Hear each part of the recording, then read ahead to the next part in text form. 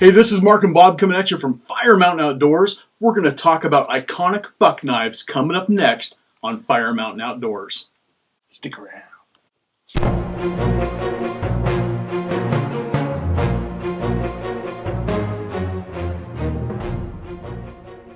Hey folks, if you grew up in the 70s and the 80s like we did, the Buck 110 is an iconic thing.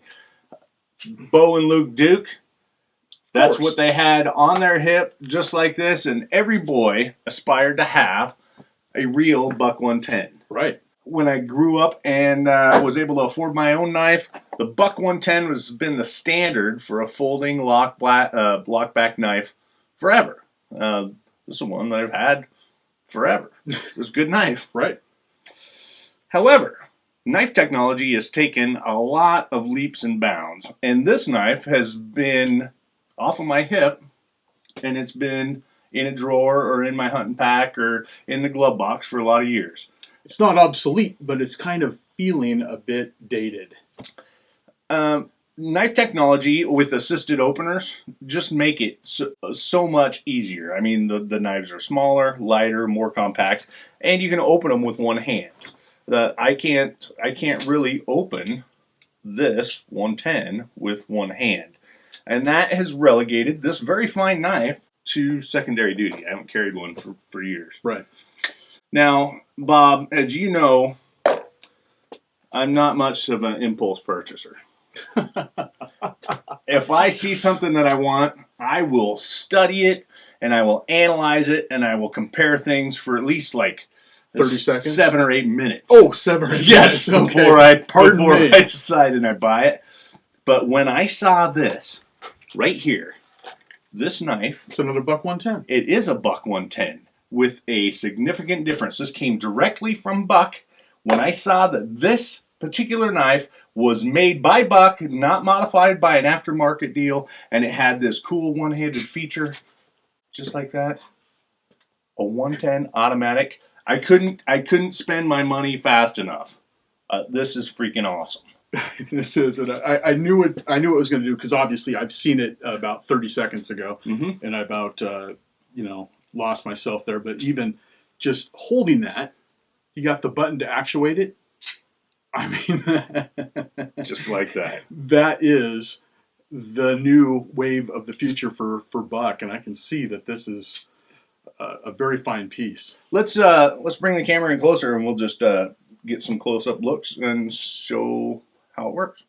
All right, here's my classic Buck 110 that I've had forever. A two-handed operation to open it. There's no real good way to open that with one hand. It has the little thumb clip. There you go. Now this one's been well used, beat up. Great knife.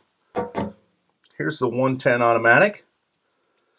You can see it doesn't have the thumb groove, but it's a simple one-handed, one-button operation.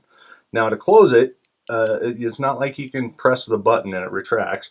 You have to close it in the traditional way by unlocking it, and then it makes a very audible click.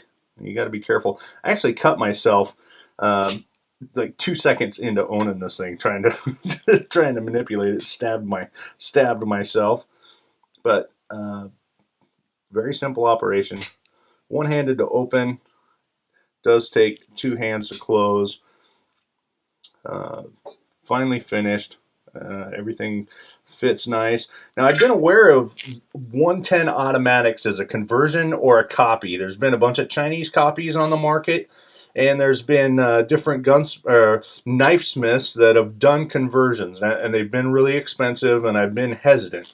I haven't bought one because, frankly, they cost a bunch of money, and I didn't know the quality of the maker, and so I didn't want to spend the money. But when I found out that a Buck factory was making this automatic, I just had to have one. Now, the steel, it doesn't say what kind of steel it is, and I'm not gonna mess with you folks. I'm not a super knife guy. I know that they have lots of different steels with lots of letters and numbers, and frankly, I don't know what they mean. But I do know this, that if I open the blade and it says Buck USA, it's good steel. If I open the blade and it said Pakistan, probably not good steel.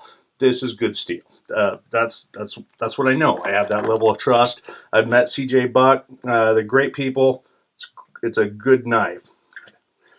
It's worth noting that this may not be legal in your state. It's going to be up to you to know if it's legal to have an automatic in your state. I think in my state it's actually not legal. But just as Bo and Luke Duke, I'm going to rely on Roscoe B. Coltrane. He's going to have to come get me. Yeah. So it may not be legal. You may be setting yourself up for some trouble if you get that and flaunt it in public. So just know that the automatics are perfectly legal in a lot of states. So there you go.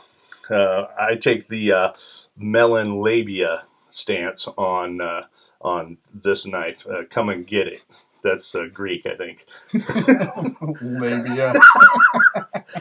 So there's a quick little look at a very cool knife. One of the things that I've been really excited about in the last month, the Buck 110 automatic.